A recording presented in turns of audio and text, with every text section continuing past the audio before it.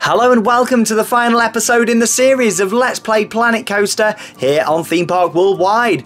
That's right, it is episode 20 and it is the final video where I'm going to be working on my studios park. And I tell you what, over the past 20 videos I've loved putting this together and it's all about the finishing touches, making it ready for Christmas. There's only a couple of weeks to go until Christmas, so I thought, you know what, let's put loads of decorations and lights up throughout the park. And of course in this video we'll go back and ride on some of those attractions that I've built throughout the series, take a little look at the different bits of Christmas theming around the park, and also share the names that you guys have been suggesting over the past few weeks. Obviously over the last few episodes I've been away. I actually went over to Disneyland Paris and also to Europa Park, so I said that they were going to be pre-recorded. Of course I'm back from that trip now. Check out the vlogs if you've not yet seen them, but yes, I've been going through all your different comments and looking at some of my favourite names, and I've picked out some of them for the video, and it's been so hard to pick the names because honestly you guys are amazing. You're great when it comes to picking names and storylines, and I've had so many comments to read through, so I appreciate every single one of you that's took the time to comment on the video and also give us your suggestions as well. But yes, as we move forward then, like I say, it is nearly Christmas, and of course happy Christmas to you all. What are you doing for this Christmas? Comment on the video, I'd love to know, with there only been a couple of weeks to go. I asked you about your advent calendars and stuff in the last episode, but yeah, I'm looking forward to hearing about your Christmas plans. What are you doing Christmas Day? Do you do something very traditional? Obviously you open your presents and I assume you have a Christmas dinner, but maybe you do something a little bit different Christmas Day, so I'd like to know. Comment on the video. And of course in terms of Planet Coaster, where are we going next? Now I've said for a while I'm going to be going straight in to the next series, and that is correct. Next week at some point, probably just over a week from now, we'll be starting on a brand new vintage park, and again it's not going to be absolutely massive. In fact, it'll probably be the smallest park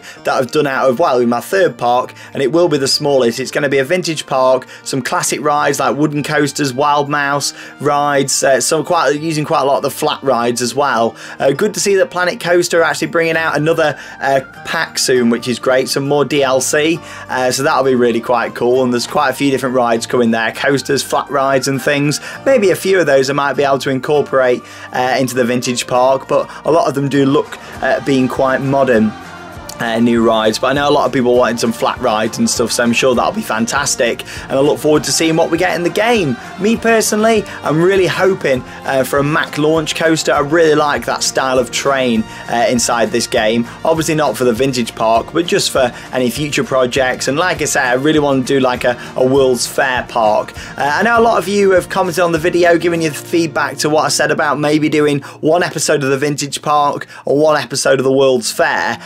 Well, I have decided that what I'm going to do as I have been really, and go straight in with the vintage park, and at least for the foreseeable look at just carrying on with that park, because I don't want to be distracted and have two going at once. So I thought, you know what, yeah, let's go with that option, but it doesn't mean that I might not change that later on, but we'll see for now. Anyway, yes, let's talk about Christmas. Now as you can see here, there's garlands going in everywhere, wreaths, stars, trees.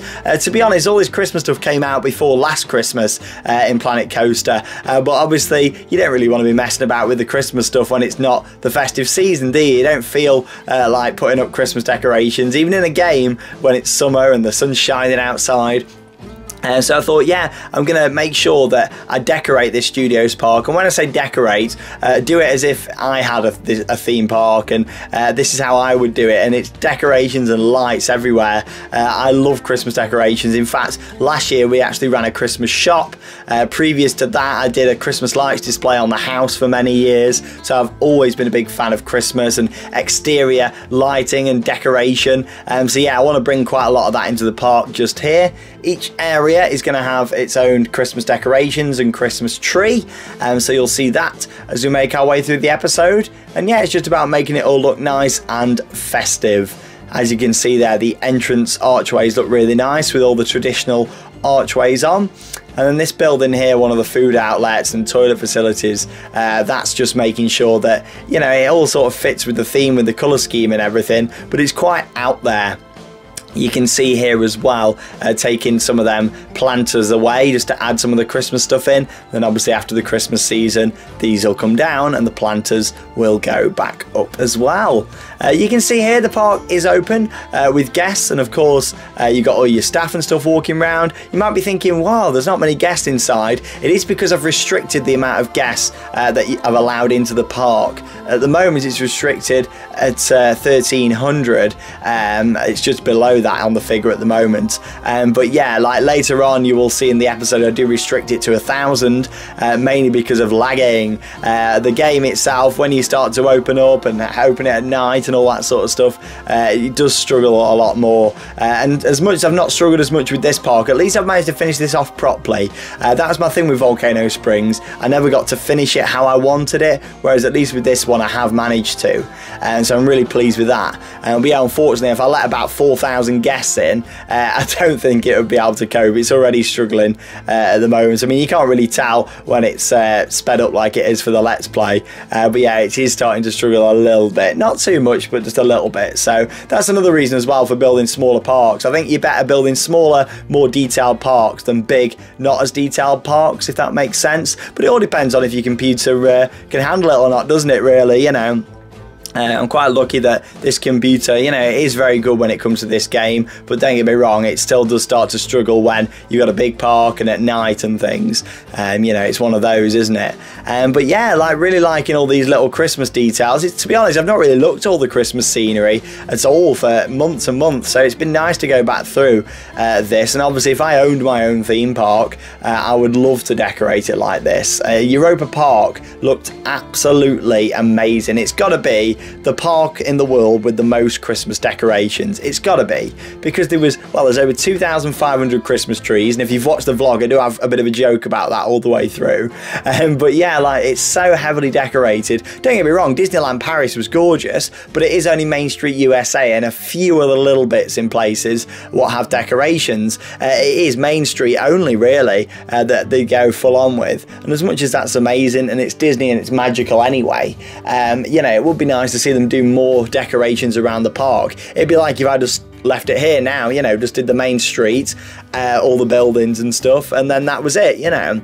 Like I know over in some of the other Disney parks they put a lot more Christmas decor up, but Disneyland Paris seems to lack in that department when it comes to putting more stuff up around the park. Halloween, however, Frontierland has had loads done. I mean, they used to put quite a bit of stuff in of Christmas decorations in Frontierland, but they didn't do this year, and they haven't done for a few years now, which is a shame. But Walt Disney Studios had quite a lot of Christmas decoration, which was great. Talking of Christmas decorations then, like, what have you put up on your house? Do you go crazy for Christmas? Do you just put up one Christmas tree? Maybe you don't really put much up at all, or you go crazy? Comment down below. As we're near Christmas, I'd love to know, what are your thoughts on Christmas decorations? What are your favourites? Do you like multicoloured lights, or do you just like them sort of white lights, a bit more traditional? Comment down below. I would love to know your suggestions. And talking of traditional, here we go. That was good timing. There's one of the main Christmas trees. Obviously you can get the smaller ones and the big ones in the game, and yeah, we've got that one just there, which is in the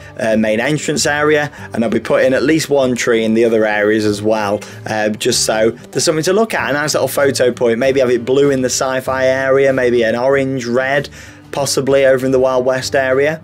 You see people flocking to the tram tour there, very popular. And like I say, once I've finished the decorations in about 10 minutes or so from here, we'll go back to some of the older rides and officially end the series. I'll share a bit of on-ride footage, a bit of off-ride footage, and yeah, a lot of people have been asking me, will I be uploading the park into the Steam Workshop? I will indeed. Expect that in the next few days. I will be uploading it into the workshop, and then of course you can download the park and mess about with it yourself. You can remove bits, add bits. Maybe you've got a computer what can handle it a bit more to build loads more into this, or maybe there's a few rides that you think, actually I'd have done it a bit different. So yeah, I'd love to see what you guys do, and of course let me know if you do decide to make any changes to the park. Send in some screenshots, and yeah, via our official social media. Of course you can get to us Theme Park Worldwide on Instagram. We'd really appreciate it if you followed us whilst you're there as well, and also you can send them in via our official Theme Park Worldwide Facebook page. Just search for that and you'll find it just on there. And yet again, we really appreciate it if you dropped us a like as well. As you can see here, we've got the traditional round the corner, and now we're going with the multicoloured and flashing lights all around these buildings at the back, just to give it a bit more realism. I mean, you've got to think, this is a Mediterranean town. I want each house to have its own little decorations and it all look very different. And yeah, as you can see, I'm going to town with Christmas here. I don't do things like, you know, halfway. You've got to do it properly, in my eyes. If I had a park, I'd do all the windows, garlands everywhere, lights, and you've got to think it's good publicity as well, because guests take photos of it or they'll put it on Instagram and stuff, and yeah, happy days. Like, it gets people to come down to your events. You might have just heard it, my squeaky chair is back. Sean Sandbrook and the curse of the squeaky chair returns, because yeah, like, I'm back on this one, and yeah, it's a bit squeaky, so I do apologise if you hear it in the background. You might be thinking, God, what are Sean's floorboards like or something, but no, it is the chair. It's a bit, I tell you what, there you go, a bit squeaky, as you can tell. For the next series, even though it's only next week, I'm going to see if I can get a new chair. I really need to, because it's just not very comfy, this one. But yeah, anyway, moving on. That's what I love about these episodes. So chilled. I just sit here, normally at night, just recording these, and yeah, chatting to you guys. It's great, isn't it? I really do enjoy it. And yeah, I look forward to continue it. Of course, when we bring in the next series, it'll be staying interactive. You'll be able to give us your different names and suggestions for areas and rides. So yeah, I look forward to that one as well. As you can see here, this is like my main street that leads up to the Amity Tower Hotel. Just putting lots of hanging decorations there. Again, a really nice photo point for guests where they can chill out underneath it and have a really nice backdrop. But yeah, anyway, as I continue with the decorations, you'll see those on the screen. Let's talk about the names for the areas. Now, I've had names for everything, and I've asked all the way through for you guys to send in your names, but yes, since I last did some names, I've built the sci-fi area. That includes the motorbike coaster and the Enterprise, the hotel, a Mediterranean themed hotel, and also the water coaster as well. So I asked for you guys to name all of those, along with an area name for the sci-fi area as well. So yeah, let's have a little reveal, shall we? As I continue here with the Christmas decorations. So yes, I've gone for a name suggested by Adam JT 2002. This is for the sci-fi area name, and it is Supernova. A really nice single word. I like that. Supernova, all as one word. So thank you very much for suggesting that one, Adam JT 2002. Whilst we're in the area then, we'll go for the Enterprise first, and Joshua Gearing has got this one with Doc Brown's Centrifuge Project. I love this because, of course, Doc Brown, Back to the Future ride next door, as much as it is in a bit of a different, well, it's the same area, but it's slightly separated. I thought it kind of ties the two areas together nicely, so thank you for that one, Doc Brown's Centrifuge Project for the Enterprise.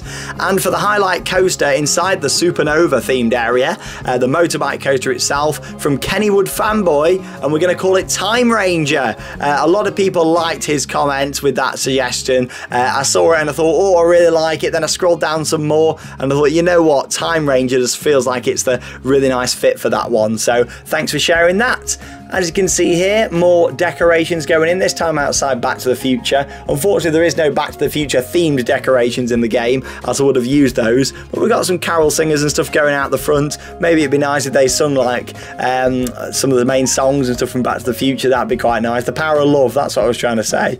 You got the power of love. There you go, that's all I'm singing for you tonight. But there you go, you got a couple of Christmas trees behind the sign. Again, another nice photo point. And on the clock tower there, we've got some bows and all them quality Christmas lights going in on there as well. Moving on then to some more names.